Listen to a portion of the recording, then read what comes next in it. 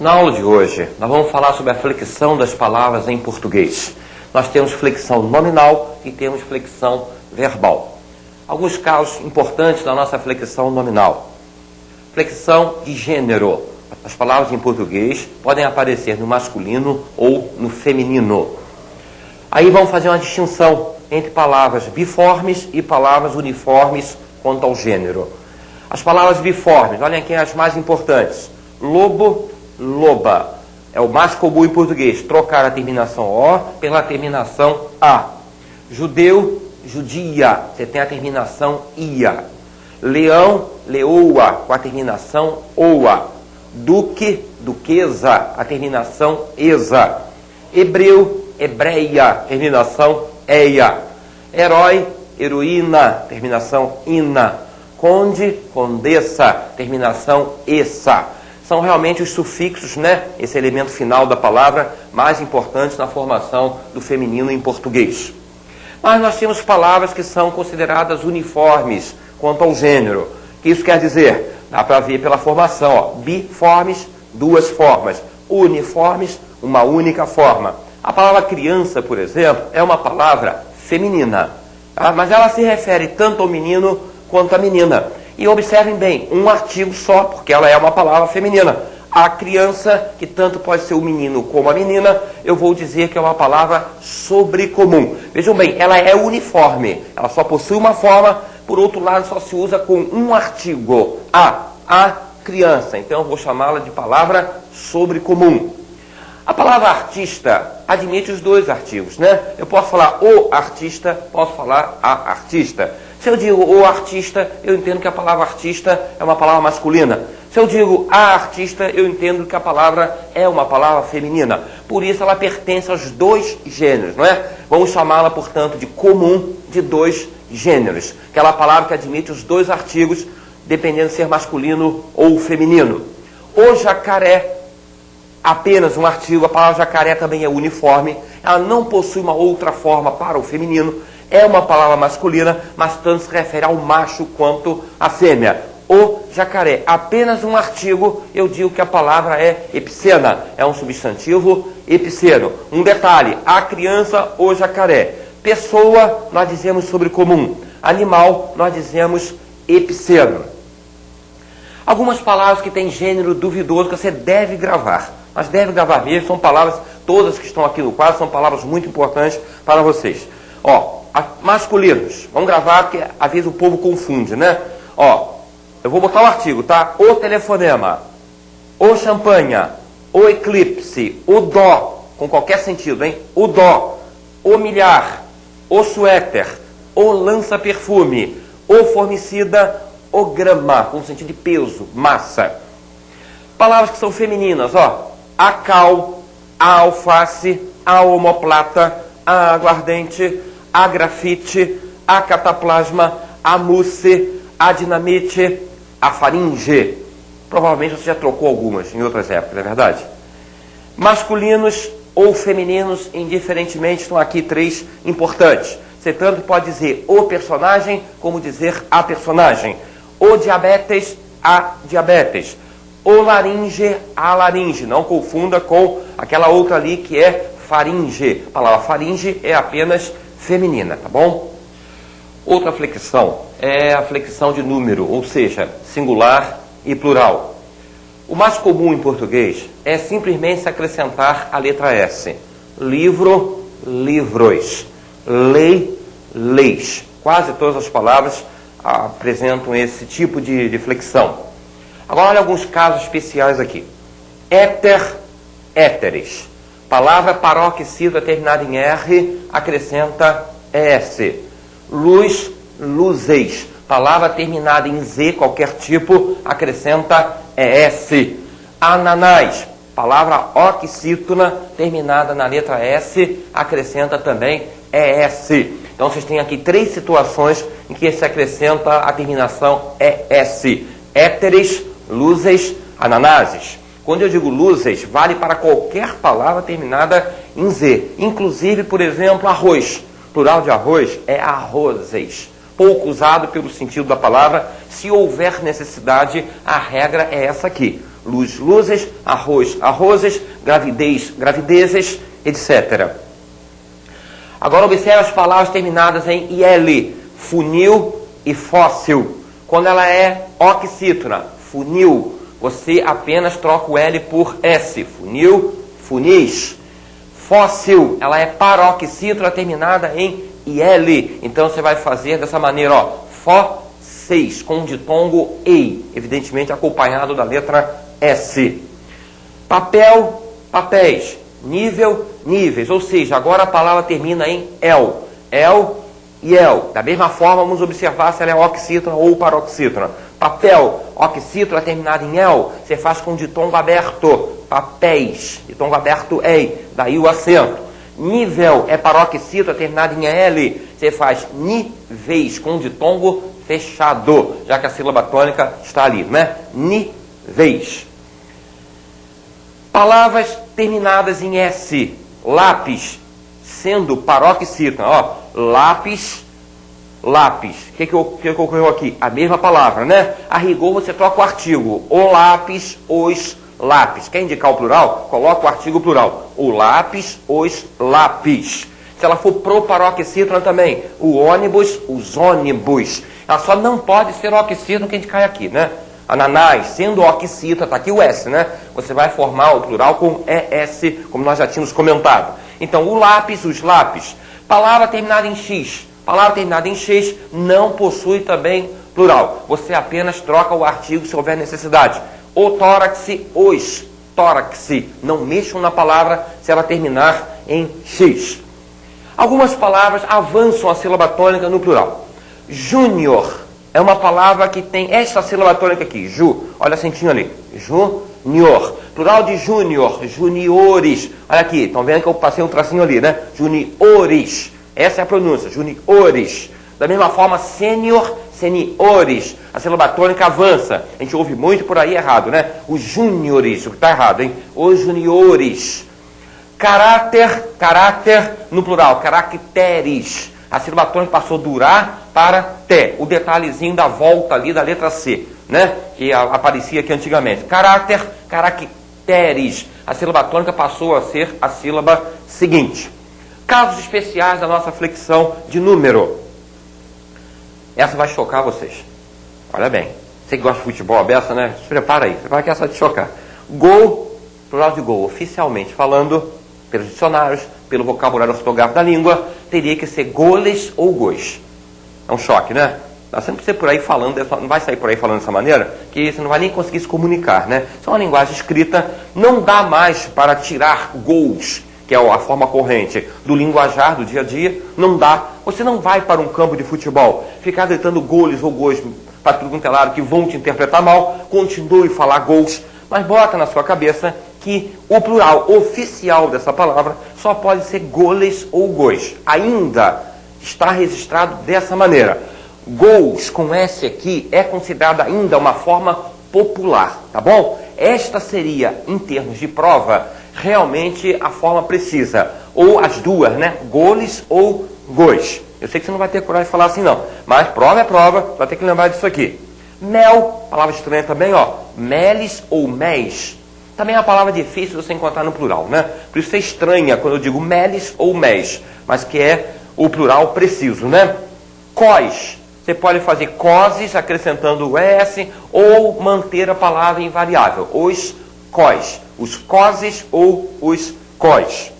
Agora veja esse caso aqui muito interessante do diminutivo, aquele diminutivo terminado com zinho, quer dizer, com a letra Z ali. Balão, balãozinho.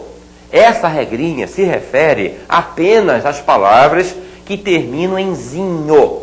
Tá? O diminutivo apresenta aquela letra Z, que nem sempre isso ocorre. Então tem lá, balão, balãozinho. Como é que se faz o plural desse tipo de palavra? Ó, pega a palavra no grau normal. Balãozinho é o diminutivo. Diminutivo de balão. Escreve a palavra no grau normal. Nunca deixe de aplicar essa regra, você não vai errar nenhuma. Balão. Plural de balão qual é? Balões. Balões. Está aqui o plural. O que eu fiz na sequência? Cortei a letra S. Tá bom? Corta a letra S do plural. Você tem balões. E acrescento aqui a terminação zinhos. Daí eu ter balõezinhos. Nós. Outro exemplo, papel. Como é que você faria com papel? Papelzinho. Você pega a palavra papel, papéis. Corta o S e acrescenta zinhos. O que eu tenho? Papeizinhos. O problema dos substantivos terminados em ão é bastante complexo em português. Eu vou pedir a você que grave essas palavras que eu vou comentar aqui, porque não é querer realmente se confundir. Essas palavras aparecem muito. Eu peço, repito isso, peço que você grave essas palavras. Alguns minutos dá para colocar essas palavras na cabeça e você vai ter condição de se dar bem numa questão de concurso. No problema do grau, nós vamos fazer uma distinção entre o grau do substantivo e o grau do adjetivo. Grau do substantivo. Substantivo pode aparecer no grau normal. Livro. Você não aumenta nem diminui a palavra. Livro. Pode aparecer no grau aumentativo, que eu vou dividir em sintético e analítico. O grau aumentativo sintético é aquele que se faz através de um sufixo. Pode ver lá, livro, livrão. Aquele ão me diz que a palavra está no grau aumentativo. Analítico através de uma palavra que você vai colocar ali junto do substantivo. Por exemplo, grande, livro, grande. Nota bem que livro grande é a mesma coisa que livrão. Então, livro grande, livro enorme, uma palavra qualquer que aumente o tamanho da palavra livro, né? Então, o aumentativo pode ser sintético ou analítico. Entendo o sintético através de um sufixo, entendo o analítico através de uma palavra que ajude a dar essa ideia de aumento, né? No caso ali, a palavra grande. Por outro lado, o substantivo pode estar no grau diminutivo, muito simples também. Mesma coisa, diminutivo sintético, livrinho, livreto, uma palavra, um sufixo assim que dê a ideia de diminuição. E o analítico através de uma palavra que vai ajudar, né? Livro pequeno, livro diminuto. Então é bem simples aqui o problema do grau do substantivo. O grau do adjetivo é um pouquinho mais complexo, mas também não é uma coisa que a gente possa considerar difícil, não. Acompanha direitinho que você não vai ter problema algum. O grau do adjetivo, nós vamos falar o seguinte, grau normal, da mesma forma que o substantivo. Por exemplo, o adjetivo alto, numa frase qualquer, ele é alto, está no grau normal. Você pode pegar o adjetivo e usá-lo numa comparação. Aí eu vou dizer que o grau comparativo pode ser de superioridade quando se diz mais alto que. Por exemplo, Pedro é mais alto que Antônio. A palavra alto ali, nós dizemos que está no grau comparativo de superioridade. Necessariamente você vai ter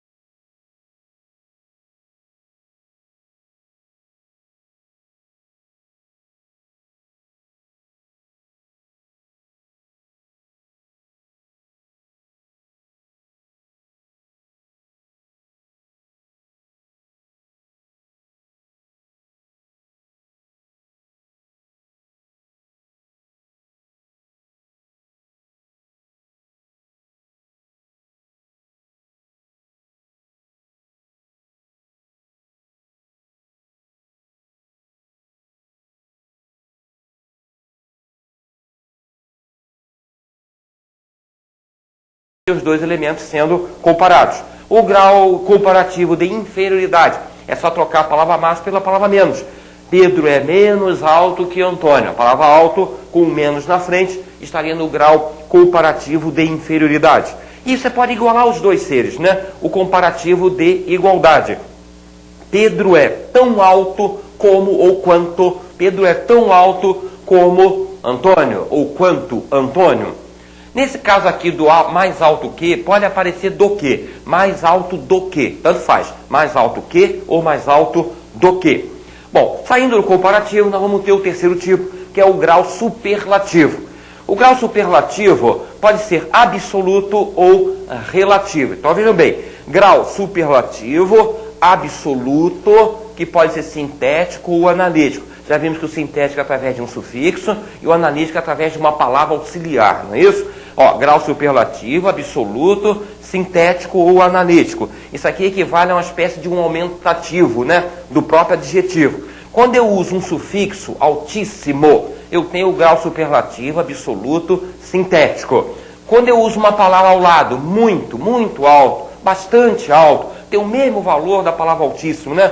Eu vou dizer que está no grau superlativo, absoluto, analítico, tá bom? O sintético altíssimo, por meio do sufixo, e o analítico através da palavra muito ou semelhante, muito alto.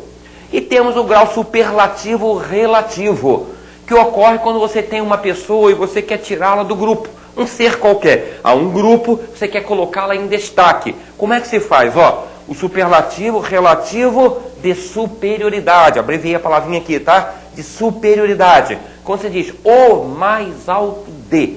Notem bem que não é mais alto, é o mais. Aí bota um destaque, né? O mais alto de. Por exemplo, Pedro é o mais alto da família.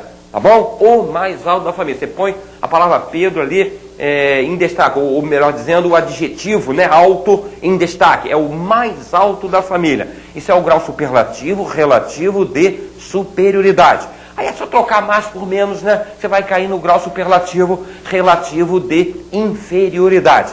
Pedro é o menos alto da família. Tá, gente? Isso aqui que se chama grau superlativo relativo. Olha uma observação aqui. Se eu não apresento para vocês e cai algo assim numa prova, realmente você não vai ter condição de acertar. Palavras como menor e pior. Há outras, né? Maior, por exemplo. Mas essas duas é que são as problemáticas. Menor e pior formam sempre graus de superioridade. Seja o comparativo, seja o superlativo relativo. O cão é menor que o cavalo. A tendência da pessoa é dizer que é grau de comparativo de inferioridade.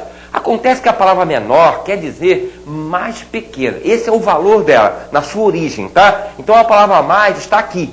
Mais pequeno. O cão é mais pequeno que o cavalo. Para não dizer mais pequeno, eu vou dizer que o cão é menor que o cavalo. Como está subentendida a palavra mais, eu vou dizer que essa aqui estaria num grau comparativo, ó, cão e cavalo, né? Dois seres, um grau comparativo de superioridade. Meus amigos, agora nós vamos passar para a flexão verbal. Vamos distinguir, primeiramente, a flexão de modos e de tempos. Nós temos três modos em português: o modo indicativo, o modo subjuntivo e o modo imperativo. Começando a falar do modo indicativo. O modo indicativo é aquele em que o verbo se apresenta de maneira real, concreta, que não dá margem a dúvidas. Enquanto que no subjuntivo, a gente vai ver mais adiante, o verbo vai se apresentar de maneira hipotética, duvidosa. Então, no modo indicativo, nós vamos fazer a distinção entre o presente, o pretérito com a divisão e o futuro também com essa divisão. Então, eu estou pegando um verbo regular, nós já vimos o que é verbo regular, e estou conjugando, para a gente lembrar aquelas terminações de cada tempo e modo. Indicativo, portanto, o presente. Presente do indicativo do verbo cantar. Eu canto, cantas, canta. Cantamos, cantais, cantam. Você nota bem que esse O vai aparecer em praticamente todos os verbos da língua, vai indicar a primeira pessoa. Depois o S, aqui não tem nada, o MOS, o IS e o M. Só que as terminações dos verbos que aparecem em quase todos os tempos. Quase todos os tempos. E vão indicar exatamente qual é a pessoa e qual é o número. Então, o pretérito, o passado, né? O presente está aqui conjugado, o modelinho do verbo cantar. Vamos pegar agora as formas do passado, chamado pretérito, né? Em gramática.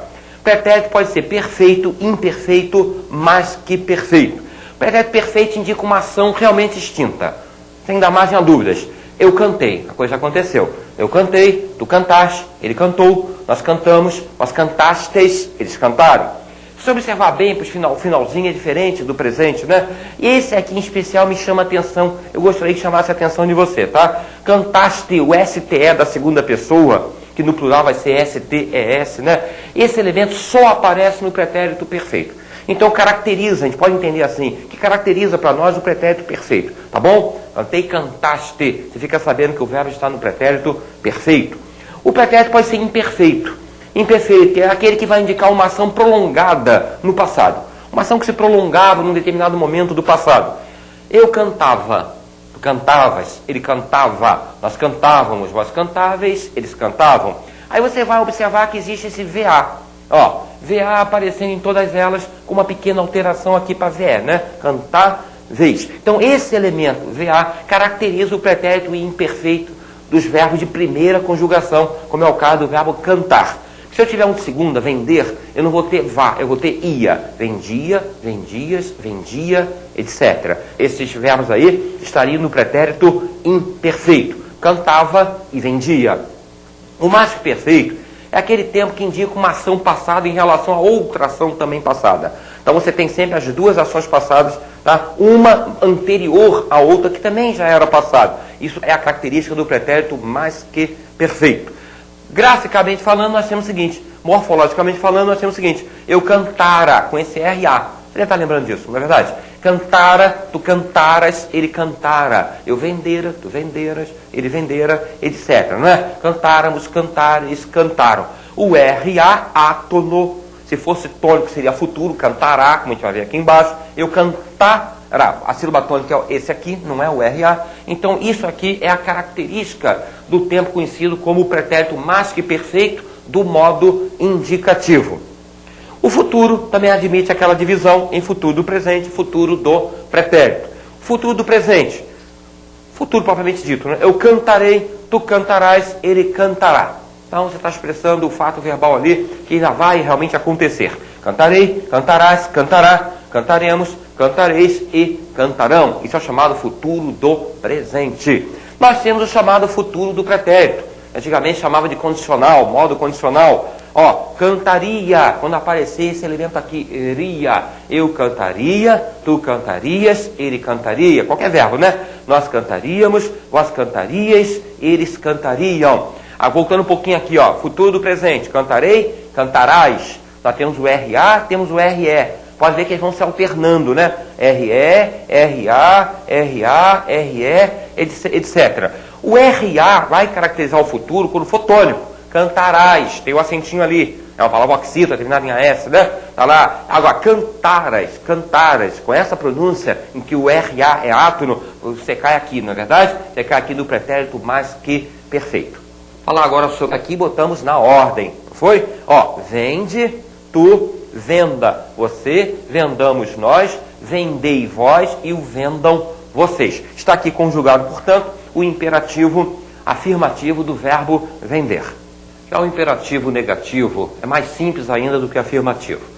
Ele sai todinho, todo ele, do presente do subjuntivo, mais a palavra não. Então, como nós tínhamos conjugado ali há pouco, né? O verbo vender, que eu venda, que tu vendas, que ele venda, que nós vendamos, que vós vendais, que eles vendam. Basta você tirar aquele que e colocar a palavra não. Ó, não vendas, tu, não venda, você, não vendamos, nós, não vendais, vós, não vendam, vocês. É fácil. Conjuga o presente subjuntivo, coloca a palavra não na frente e você tem automaticamente o imperativo negativo. Olha esses exemplos aqui, o uso que nós fazemos disso. Vende logo a tua casa. Essa frase está perfeita. Você observa aqui o pronome possessivo, tenha bastante atenção com isso. Há uma palavra na frase que é um indício de qual é o tratamento que eu estou utilizando. Tua, o pronome possessivo tua é um pronome de segunda pessoa. E se relaciona com o pronome tu. O verbo tem que acompanhar, ou vice-versa, né? Vende é vende tu. Eu vendo, tu vendes. Lembram? Corta o S, você tem a palavra vende. Vende tu. Vende logo a tua casa. Ficaria errado eu dizer venda logo a tua casa. Porque o venda, como a gente vê aqui, é você. Ó, a sua casa. A casa de você, a sua casa. Então o verbo tem que ser de terceira pessoa. Venda logo a sua casa. Que eu venda, que tu vendas, que ele venda. Venda você. Não pode haver mistura. Isto é das coisas mais importantes. Não pode haver mistura de tratamento. Começou a tratar a pessoa por tu, tem que ir com tu até o final. Começou a tratar por você, tem que ir com você até o final. Então vocês observem na frase as palavras todas. Tá? Às vezes você encontra pronomes possessivos, encontra pronomes oblíquos, que evidentemente vão se referir à primeira, à segunda ou à terceira pessoa gramaticais. Nesse caso, o verbo no imperativo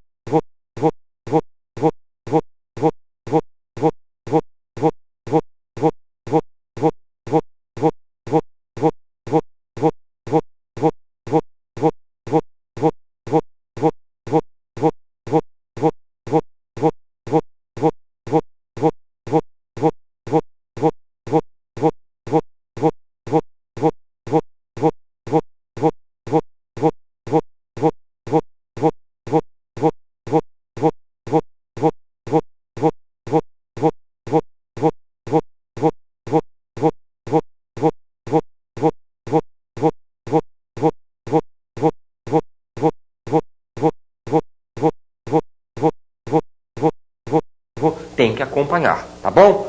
Vende a tua casa, venda a sua casa. Olha um exemplo aqui com um negativo.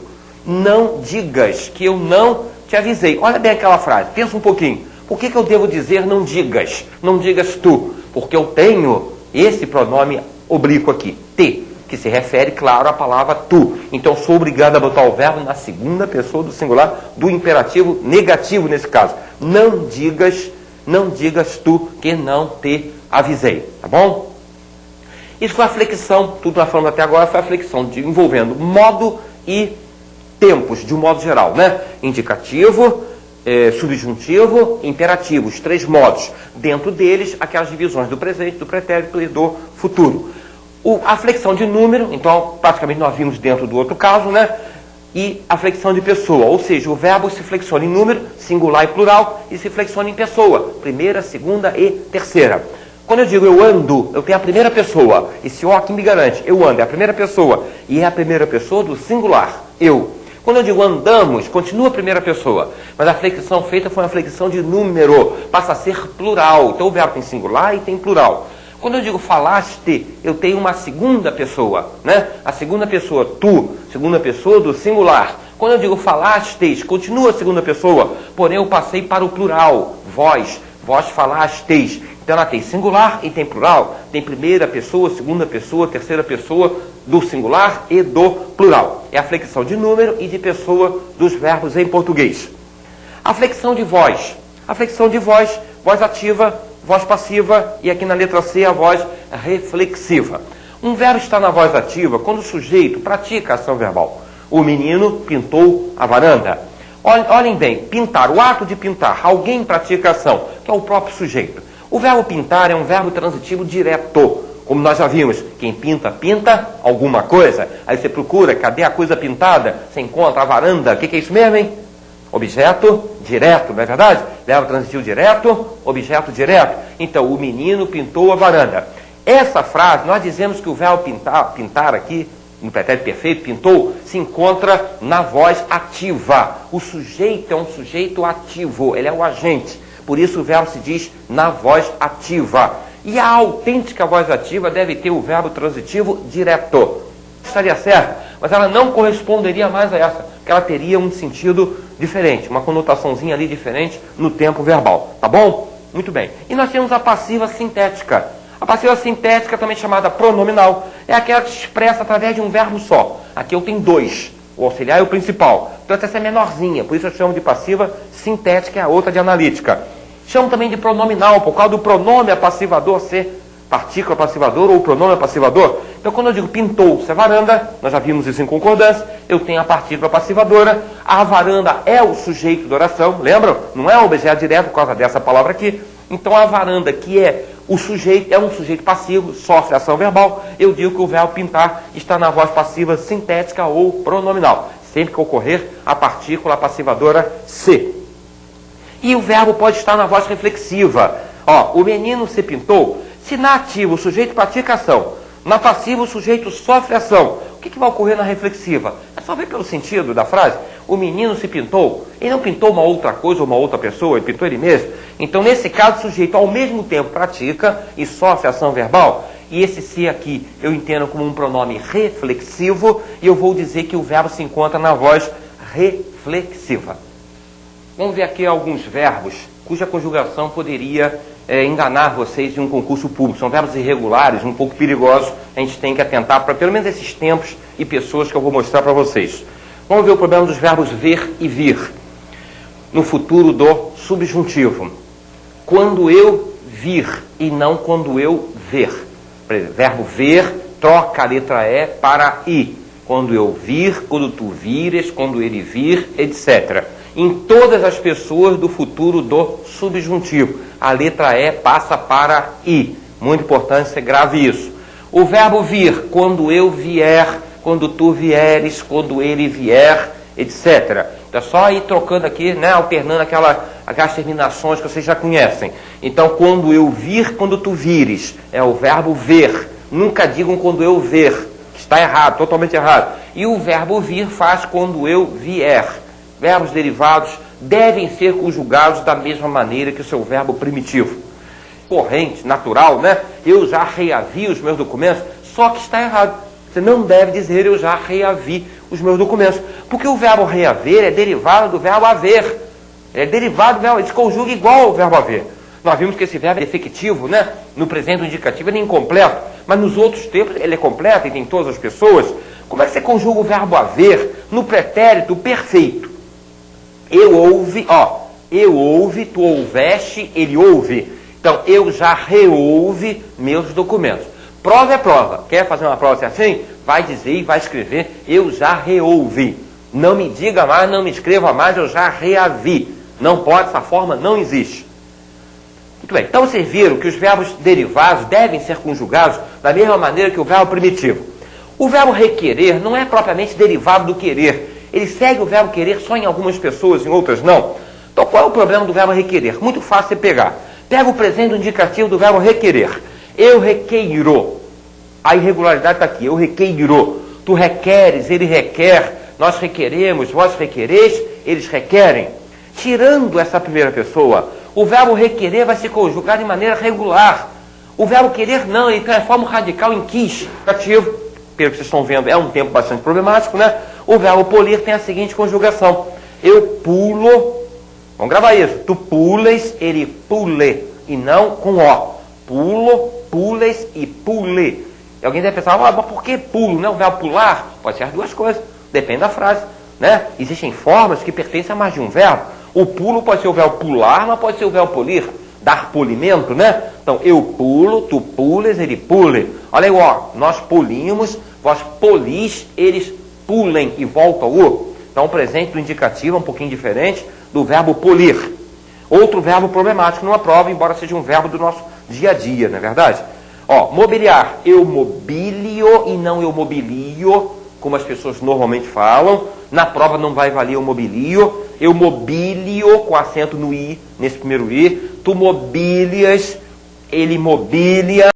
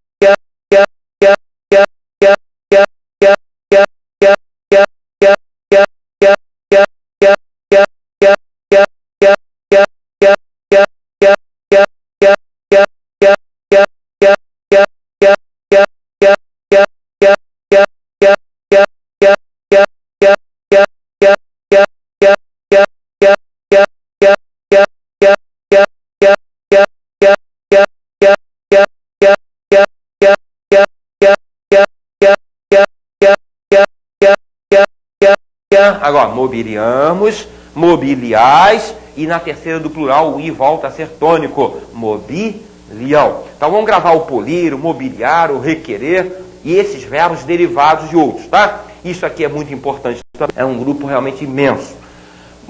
Dezenas de verbos em português terminam em EAR. Eles têm a seguinte característica: estou pegando o verbo passear para modelo. O problema desses verbos, gente, é no presente do indicativo e no presente do subjuntivo. Tá bom? Interessa a vocês esse tempo, o presente. Então, ó, presente do indicativo. Eu passeio, tu passeias, ele passeia, nós passeamos, vós passeais, eles passeiam. Qual é a irregularidade que vocês percebem neles? Acrescentam a letra I, não é? Passear. Não existe esse I no infinitivo. Então criou-se aqui um ditongo, ó. Ei, e na terceira do plural, ei.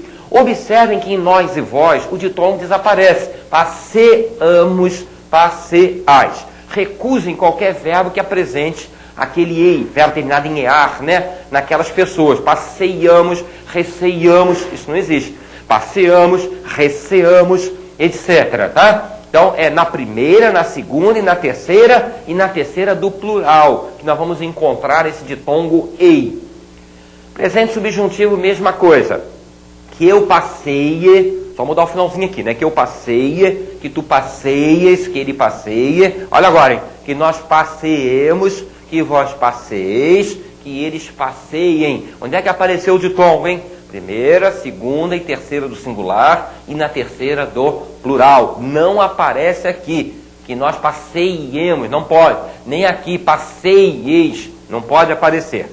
Nos outros tempos todos, você também não vai ter o ditongo. Eu passeava. Quando eu passear, por favor, tá? Só há o ditongo ei no presente do indicativo e no presente do subjuntivo.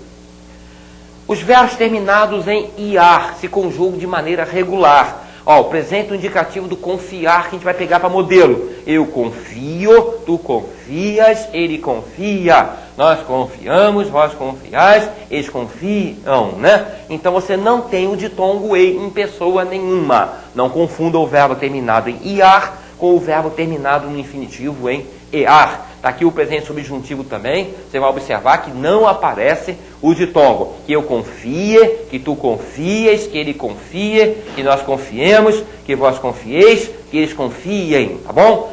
Muito bem. Aí eu dou uma observação sobre esses 5 verbos aqui. Mediar, ansiar, remediar, incendiar e odiar. Ora, são verbos terminados em iar, da mesma forma que o confiar. Olha só que coisa interessante ocorre com esses 5 verbos aqui. Eles se conjugam de maneira semelhante ao verbo passear, que pertence a outro grupo. Tá? Ou seja, eles vão apresentar aquele ditongo ei nas formas risotônicas, né? Primeira, segunda e terceira do singular e a terceira do plural. Então olhem só como é que se conjuga o verbo mediar no presente do indicativo.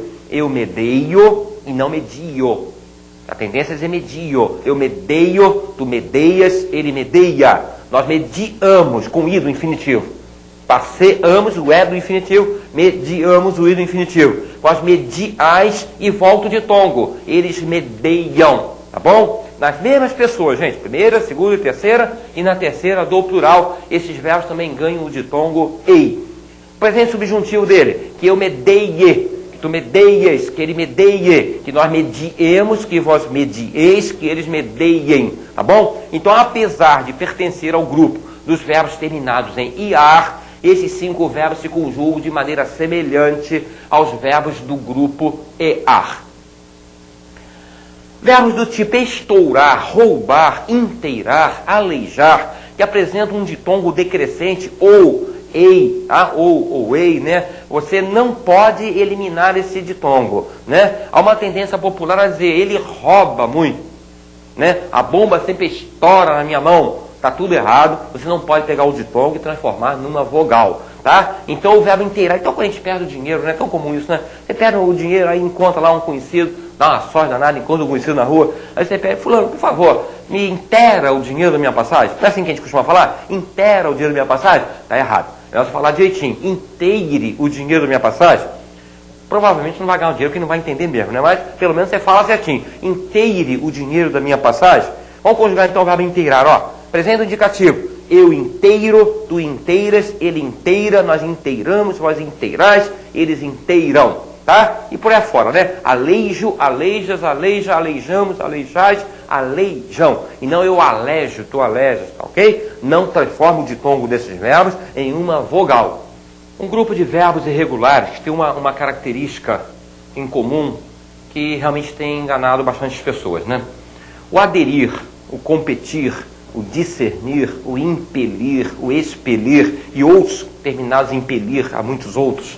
O preterir, o seguir, esse é o mais simples de todos, né? Eu quis colocar um mais simplesinho ali no meio. Você vai observar que eu sublinhei a letra E no infinitivo, né? Está lá a letra E sublinhada em todos aqueles verbos. O que ocorre com esse E? Ele vai passar para I na primeira pessoa do singular do presente do indicativo. É um grupo de verbos irregulares muito grande. Estamos pegando alguns mais importantes, mas com certeza há muitos outros. Presente do indicativo, portanto, do verbo aderir. Olha só, pessoal, como é que se faz. Eu adiro. O E passa para I, mas só na primeira pessoa. Eu adiro. Tu aderes, ele adere, nós aderimos, vós aderis, eles aderem. Então aparece a letra E normalmente nas outras. Pegar o outro, competir. Eu sei que você vai achar muito estranho isso, vai achar que está errado, né? Mas não está não. Como é que é então? Pensa um pouquinho e me diz. Isso aí, eu compito. Ficou diferente, mas está certo. Eu compito, tu competes, ele compete. Nós competimos, vós competis, eles competem. Discerno, tá? Impilo. Esse aqui, então, é trecho, hein? Pessoas se enganam muito. Preterir. Preterir. Eu pretiro. Tu preteres, ele pretere. Aí depois só manter a letra E. O seguir é o simples do grupo, né? Aliás, a grande maioria desses verbos realmente são verbos simples. Você, pela prática do dia a dia, você não erra, não. Ninguém vai errar o verbo seguir. Vai. Eu sigo. Tu segues. Ele segue, etc. Então, nós temos aqui verbos que realmente são pouco conhecidos, né? O aderir, o discernir, o preterir, verbos pouco usados, e que têm todos o mesmo problema do verbo seguir, que a letra E, né, vai, então, ter que ser transformada em I, naquela primeira pessoa. Não esqueça, só na primeira pessoa, tá bom? Algumas observações envolvendo verbos de um modo geral. O presente do subjuntivo é derivado da primeira pessoa do singular, do presente do indicativo. Isso só vai ter valor nos verbos irregulares, claro, né? Porque se o verbo for regular, é tudo igual. Tudo igual, então não vai ter valor nenhum isso. Agora, olha só o verbo caber. Eu caibo, e não cabo, hein? Não vai me falar cabo. Eu cabo, não. Eu caibo, tu cabes, ele cabe. Aí você pega, tira aquele O, que aparece normalmente no presente indicativo, pega o radical, caibe, né? A operação, caber, caibe. Por isso ele é um verbo irregular. Aí que eu caiba, que tu caibas, que ele caiba, e vai com aquele caiba até o final. Aí você forma ali o presente do subjuntivo.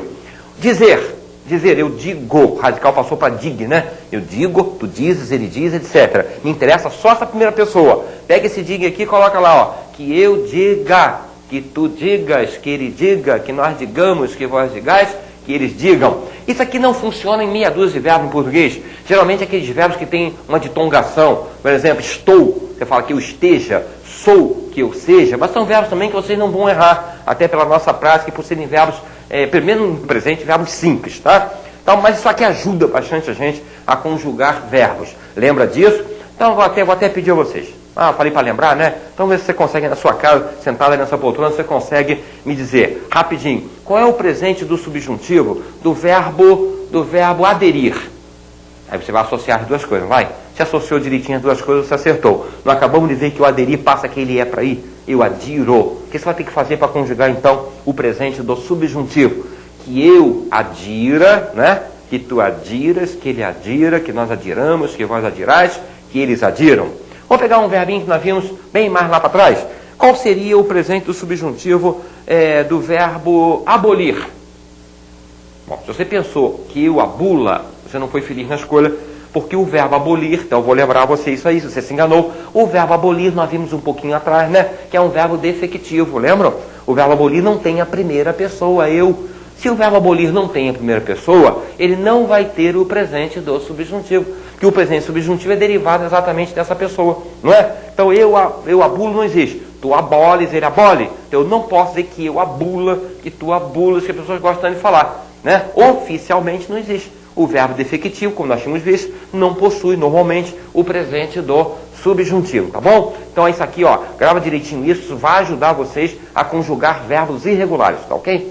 A segunda pessoa do singular, do pretérito perfeito, dá origem ao pretérito mais que perfeito, ao imperfeito do subjuntivo e ao futuro do subjuntivo. Aquele problema de derivação, né? Através do radical, quando o verbo é irregular.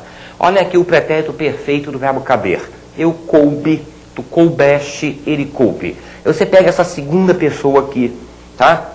Claro que aqui está igual, mas há verbos em que não há essa igualdade. Então, a segurança nós temos na segunda pessoa. Coubeste, pega essa pessoa, tira o STE, vamos fazer sempre isso. O que você encontra? Coube. Coloca o RA que caracteriza o mais que perfeito. Lembra que eu falei? Andara, andaras, andara. Pega o RA, coloca ali. Você tem eu coubera, tu couberas, ele coubera. Não vai falar cabeira porque aqui é coube. Aqui, pega o SSE, que caracteriza o imperfeito do subjuntivo. Coloca ao lado do coube. Se eu coubesse, se tu coubesses, se ele coubesse, etc. Pega o coube e coloca ao lado dele o R, que é a característica do futuro do subjuntivo. Você tem quando eu couber, quando tu couberes, quando ele couber. Nós tínhamos visto antes aquela derivação do presente do subjuntivo, né? Que sai do presente do indicativo na sua primeira pessoa. Agora estamos vendo esses três tempos aqui, ó. O pretérito mais que perfeito, o imperfeito subjuntivo e o futuro do subjuntivo, né? Que se derivam de onde? Da segunda pessoa do singular, do pretérito perfeito. Tá? Então são dois casos de derivação de tempos que a gente deve realmente ter sempre em mente. Fala um pouquinho dos tempos compostos. Tudo que nós vimos até agora, nessa classificação toda dos tempos, tudo diz respeito aos tempos simples.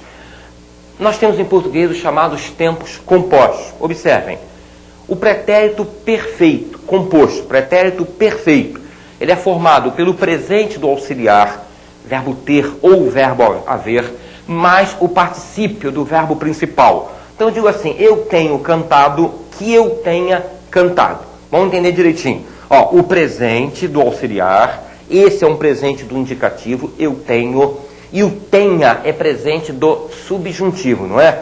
A junção do presente com o particípio me dá o pretérito perfeito composto. Aí você olha o auxiliar, o presente é presente do indicativo, então eu tenho cantado, eu vou classificá-lo como pretérito perfeito composto do indicativo. Olha o auxiliar, é o tenha, que é presente do subjuntivo. Olha como é que eu vou classificá-lo. Tá? Tenha mais o particípio. É um pretérito perfeito do subjuntivo. Eu posso dizer composto se eu quiser, mas não há a mínima necessidade. Porque o pretérito perfeito do subjuntivo só pode ser composto. Lembra que a forma simples é só o imperfeito? Então você pega isso aqui e diz que o verbo cantar, que é o verbo principal, está no pretérito perfeito do subjuntivo. Tá? O auxiliar dele é subjuntivo. Temos também um outro tempo composto que é o pretérito mais que perfeito. Ok? Pretérito mais que perfeito. Como é que se forma o pretérito mais que perfeito? Com o pretérito imperfeito do auxiliar, ter ou haver, mais o particípio do verbo principal. Ó, eu tinha, isso aqui é imperfeito, né? Isso aqui é imperfeito. Eu tinha cantado. Se eu tivesse cantado, tivesse imperfeito do subjuntivo. Então o auxiliar nos dois casos está no imperfeito, não é verdade? Ó, tinha cantado. Como tinha é imperfeito do indicativo, o que eu vou dizer? Ó, tinha cantado. Esse verbo está no pretérito mais que perfeito composto do indicativo. Essa formulazinha, essa regrinha, tá? É o imperfeito mais o particípio. Como esse de baixo tem o auxiliar no imperfeito do subjuntivo, vamos fazer a mesma coisa que fizemos em cima, né? Tivesse é subjuntivo. Então eu digo, ó, é o pretérito mais que perfeito do subjuntivo. Também não precisa dizer mais que perfeito composto, por aquele mesmo motivo, né? Então, ó, pretérito mais que perfeito do subjuntivo. Ele é formado do auxiliar, está aqui, que é o verbo ter, pode ser houvesse, né? Falei que pode ser o verbo haver em qualquer um deles, né? O imperfeito do verbo auxiliar, mais o particípio do verbo principal. Isso constitui o pretérito mais que perfeito composto. Outros tempos seriam, por exemplo, esses dois mais importantes, terei cantado e teria cantado. Aí não tem esse problema aqui dessa mistura, o presente forma uma coisa, o imperfeito forma outra. Você simplesmente vai olhar o verbo auxiliar, tá bom? No futuro, basta olhar o verbo auxiliar, ó. Terei cantado, teria cantado. O que é que nós temos então? Terei não é futuro do presente? Você vai dizer que terei cantado é um futuro do presente composto. Teria não é o futuro do pretérito, como nós vimos, né? Com essa terminação aqui, iria. Então, teria cantado seria o quê? O futuro do pretérito, teria, né? Futuro do pretérito composto. Terminada a flexão verbal, que é um problema de morfologia, nós vamos passar para a sintaxe, mais precisamente a análise sintática. Terminada a flexão verbal, que é um problema de morfologia, nós vamos passar para a sintaxe, mais precisamente a análise sintática. Nós vamos ver dentro da análise sintática os termos de oração, quer dizer, as funções sintáticas, e mais adiante a classificação das orações. Termos de oração, nós vamos dividir da seguinte maneira: os termos essenciais da oração, os termos integrantes e depois os termos acessórios. Os chamados termos essenciais são aqueles termos que, como o nome diz, devem aparecer na oração, salvo casos realmente excepcionais. Existem dois termos essenciais da oração, que são o sujeito e o predicado. O sujeito da oração é aquele ser a respeito do qual se diz alguma coisa. Você tem a frase, o menino correu. Afirmou-se alguma coisa, alguém correu. A respeito de quem eu estou afirmando isso? A respeito do menino. Eu posso fazer a pergunta, né? Quem correu? Quem correu? Aí eu digo, o menino. Então, o menino é o sujeito da oração. O sujeito simples é aquele que possui apenas um núcleo, um substantivo ou pronome substantivo constituindo o sujeito. O menino possui apenas a palavra menino. O é um artigo, é um simples acompanhante do núcleo, portanto, possui apenas um núcleo. Eu vou dizer que o menino é um sujeito simples. Alguém me chamou. Eu coloquei esse exemplo, tá? Uma palavra só, como você está vendo, tá? Para que você não diga, eu temo que socorra, realmente eu vejo as pessoas fazerem isso, eu não gostaria de ver nenhum de vocês fazer isso, que você vá dizer numa prova que o alguém é um sujeito, constitui um sujeito indeterminado, em hipótese alguma. A palavra alguém está sozinha ali, além do predicado, né? Dá para perceber que ela constitui o sujeito. Quem me chamou? Alguém. Portanto, eu estou vendo a palavra, não tem razão de ser nós classificarmos o alguém como um sujeito indeterminado. É um pronome indefinido. É um pronome indefinido atuando como sujeito de oração. É um sujeito simples. Não digam que os pronomes indefinidos constituem casos de sujeito indeterminado. Tá bom? Isso aqui é um sujeito simples. Você está vendo a palavra. Então é um sujeito simples, uma palavrinha só. Trabalhei muito. Agora você não está vendo a palavra. Mas a terminação verbal, esse izinho aqui, me garante que é eu. Eu trabalhei, não podia ser outra palavra, né? Como se trata da palavra eu, que não foi escrita, eu vou dizer que é um sujeito simples. Vamos classificar o sujeito. É um sujeito simples. Eu. Tem a característica de estar oculto, estar subentendido, não é? Estar elíptico. Eu posso até acrescentar, isso aqui é um sujeito oculto, mas não é a classificação. Isso eu quero deixar claro. Classificação, segundo a nomenclatura gramatical brasileira, tá? Segundo a nomenclatura gramatical brasileira, que é o órgão, é um livro, é lei, de dar nome às coisas, né? O sujeito é simples, composto, indeterminado e oração sem sujeito. Portanto, não está prevista a palavra oculto como classificação. Podem dizer, então, que isso aqui é um sujeito simples, eu. Se quiser acrescentar, você diz, ele está oculto, está subentendido, mas a classificação teria que ser simples. O homem que chegou é meu irmão. Agora a gente vai lembrar um pouquinho, né, aquelas nossas aulas de regência. Quer ver só? Nessa frase aqui, eu tenho dois verbos, não tem? Chegou e é. Portanto, eu tenho o quê? Se eu tenho dois verbos, nós temos necessariamente duas orações. A primeira oração, lembra a divisão que nós fizemos? O homem, você pula o quê, né? O homem é meu irmão. Então, aqui dentro, ó, eu posso passar uma barra aqui se eu quiser, né? e encontrar a oração que chegou. Esse que, você deve estar lembrado, esse que é um pronome relativo, o qual chegou. Os pronomes relativos têm função sintática, né? Um pronome relativo muito especial é o que? Porque ele é uma palavra especial. O que pode ser uma infinidade de coisas. Então, quando o que atuar como pronome relativo, aparecer na frase como pronome relativo, você vai fazer o seguinte, tá?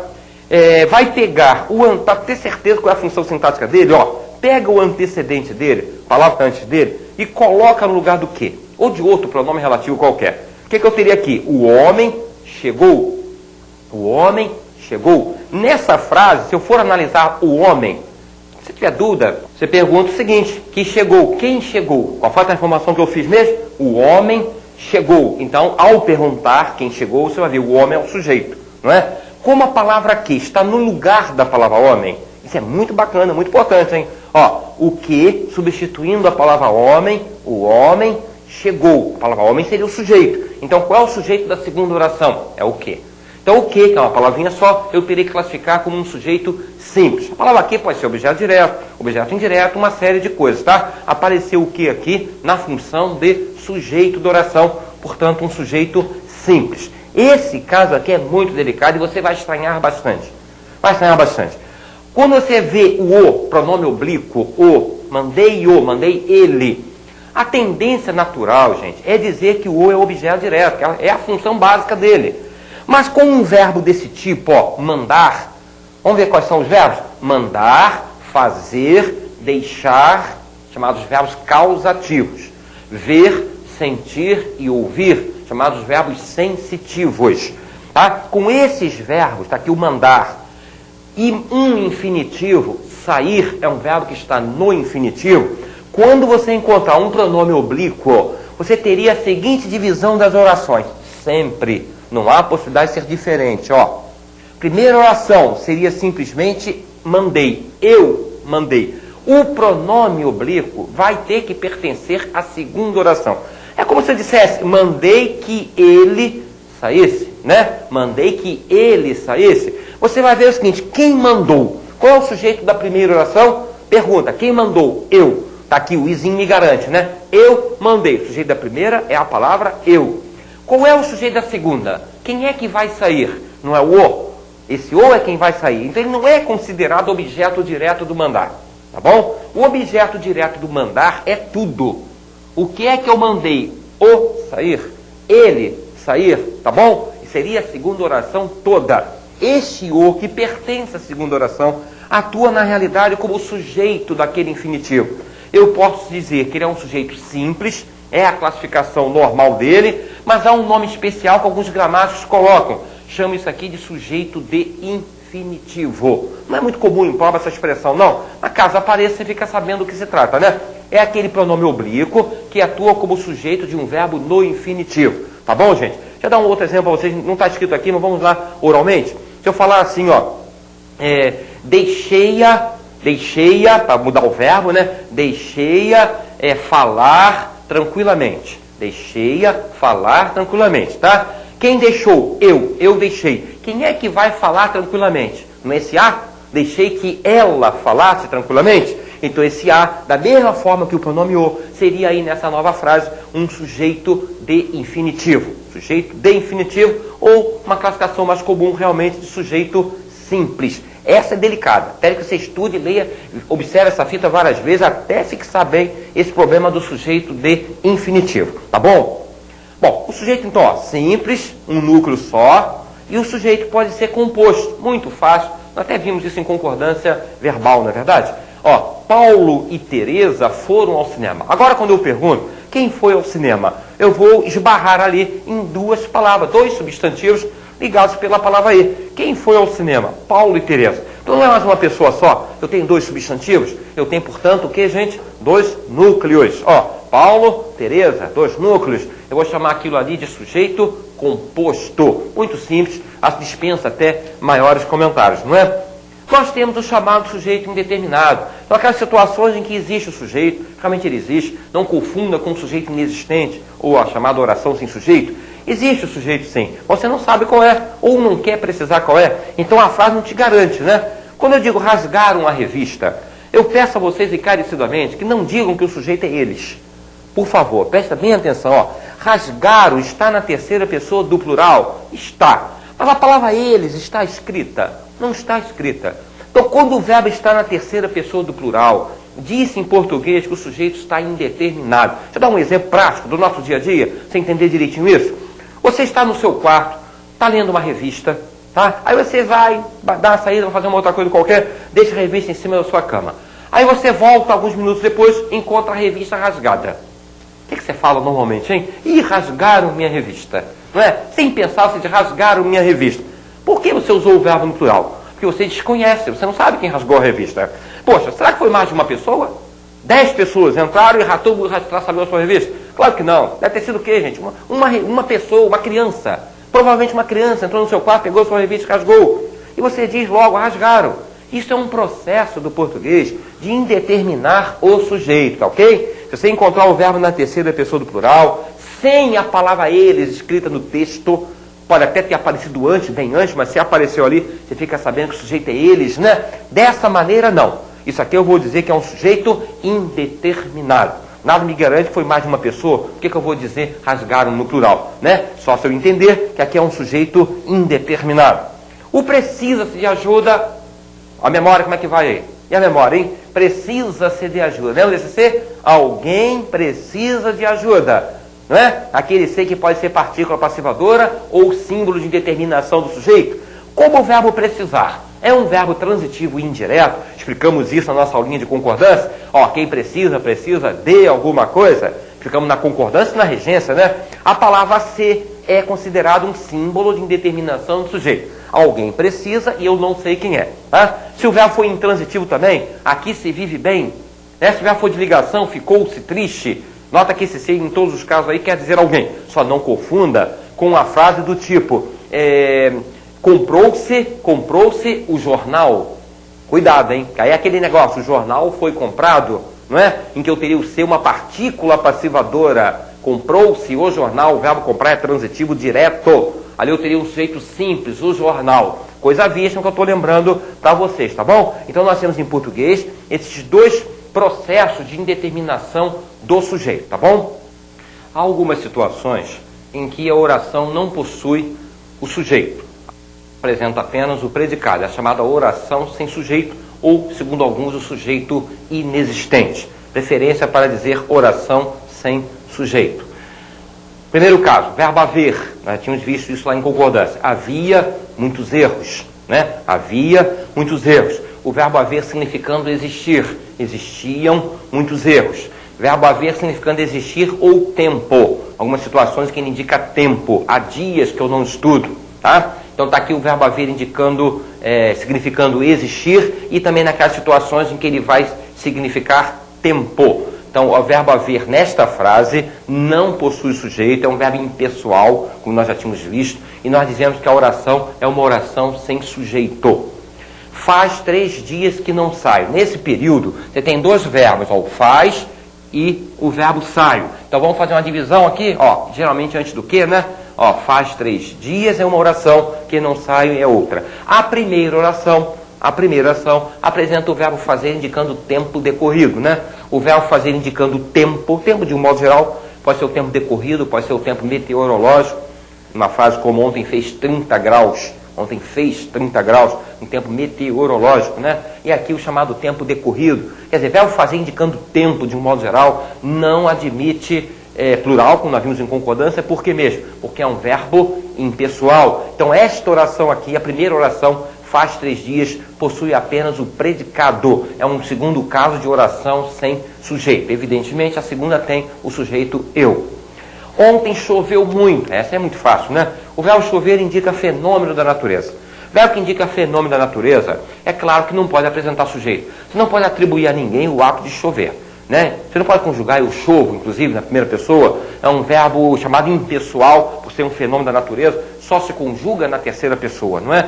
Então, verbos que indicam fenômeno da natureza são verbos que também constituem oração sem sujeito. Tomem cuidado que, às vezes, esses verbos aparecem de maneira figurada, né? Pode falar assim, choveram tomates sobre o orador. Choveram tomates sobre o orador. Sentido figurado, que evidentemente ali não é chuva, não é água, tá? Que é apenas dizer uma grande quantidade de tomates que foram lançados sobre o orador. Ali teria sujeito sim. Choveram tomates, seria a palavra tomate. Aqui é chover no sentido literal. Chuva, água, né? Então ontem choveu muito. Eu vou dizer que essa oração também não possui sujeito, apenas o predicado. O verbo ser também quando indica tempo, horas ou datas em especial, né? São 2 horas.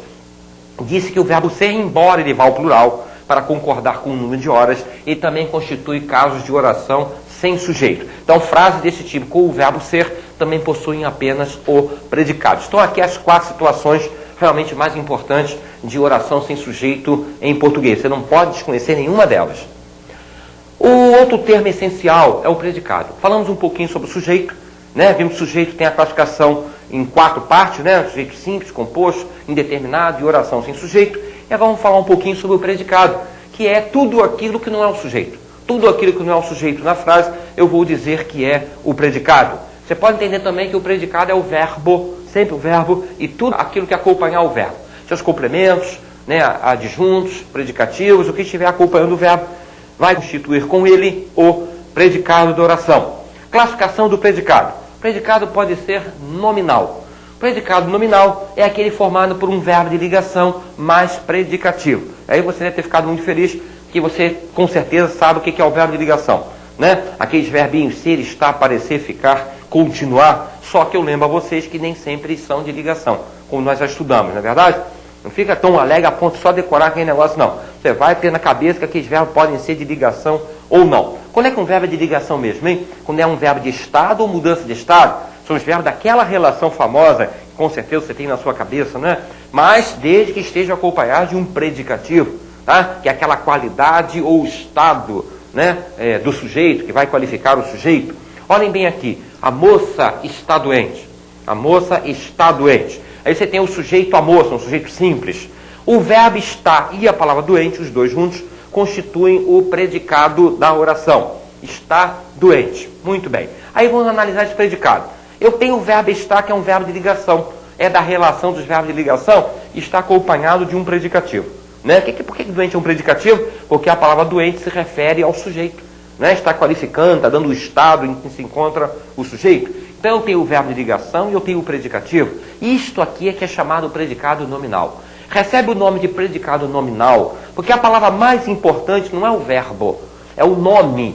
Né? Substantivo e adjetivo, a gente costuma chamar de nome genérico, tá? Nome substantivo e nome adjetivo, que se opõe ao verbo. Então o nome adjetivo é a palavra mais importante, né? Moça doente, você nem precisa botar o está. O está faz a ligação, né, entre a palavra doente e a palavra moça. Então eu tenho ali a palavra mais importante, o núcleo. O núcleo aqui do predicado é a palavra doente. Núcleo. Como a palavra doente é o nome, eu vou dizer que o predicado é nominal. O núcleo é o nome adjetivo. O predicado vai ser verbal quando o verbo for transitivo ou intransitivo. Ou seja, quando o verbo não for o quê, gente? Quando o verbo não for de ligação, né? Quando o verbo não for de ligação, nós vamos falar então que o predicado é verbal. A moça fez os doces. Quem faz alguma coisa, a coisa feita está ali, os doces, né? Aquilo tudo que nós já estudamos. O verbo fazer é um verbo o que mesmo? É um verbo transitivo direto. Ora, verbo transitivo, eu vou dizer que o predicado ali é predicado verbal. A palavra mais importante desse predicado não é os doces, né? Não é a palavra doces ali. A palavra mais importante é o verbo, é a ação verbal. Quando o verbo é de ação, claro que ele tem que ser considerado o núcleo do grupo, né? Então esse fez aqui é o núcleo do predicado. O verbo é o núcleo, portanto eu vou dizer que é um predicado verbal, tá? Você pode entender também assim, não há predicativo na frase. O predicado tem que ser considerado verbal. O predicado verbo nominal nada mais é que a junção de 2 predicados. Eu até vou pegar essas mesmas frases ali e fundi-las numa só. O predicado verbo nominal é formado por um verbo transitivo ou intransitivo e ao mesmo tempo um predicativo, tá? A moça fez os doces doentes. Peguei as 2 frases, a moça está doente, a moça fez os doces, juntei num único predicado. A moça fez os doces doente. O que nós temos aqui? O fez, que é um verbo transitivo direto, é portanto um núcleo. Temos a palavra doente, que é o predicativo do sujeito. Então, gente, o que eu tenho aqui? Eu tenho, na realidade, núcleos, dois núcleos. Eu peguei exatamente aquelas duas ali, doente era o núcleo aqui, aqui o fez era o núcleo, juntei os dois e eu tenho dois núcleos. Eu tenho o verbo transitivo e eu tenho a palavra doente que qualifica a moça. Dos núcleos, eu vou dizer que o predicado é verbo, por causa do verbo fazer, nominal, por causa do nome adjetivo doente. É a junção dos dois. Uma coisa importante que nos ajuda a entender isso é o seguinte: sempre que o predicado for verbo nominal, nós vamos ter um verbo de ligação oculto. Mesmo porque eu já falei para vocês que quando há um predicativo, você pode subentender um verbo de ligação. Ele pode não estar escrito, mas você pode imaginá-lo ali, realmente ele está oculto ali. Olhem bem, olha o macete que eu vou dar. A moça fez os doces e está doente. Olha só, gente, eu posso introduzir o verbo estar naquela frase, né? A moça fez os doces doente, ou seja, fez os doces e está doente. Se eu posso fazer isso, é porque eu tenho ali um predicado verbo nominal, tá? Só acho que você deve tomar cuidado para não confundir. Doente é um adjetivo, por isso é um predicativo do sujeito. Se eu dissesse, a moça fez os doces tranquilamente, tranquilamente seria um advérbio de modo, portanto seria um adjunto adverbial de modo, e eu teria aqui um predicado o quê? Verbal, não teria mais o predicativo, tá bom? Então essa é a classificação do predicado em português. Bom, na fita seguinte, meus amigos,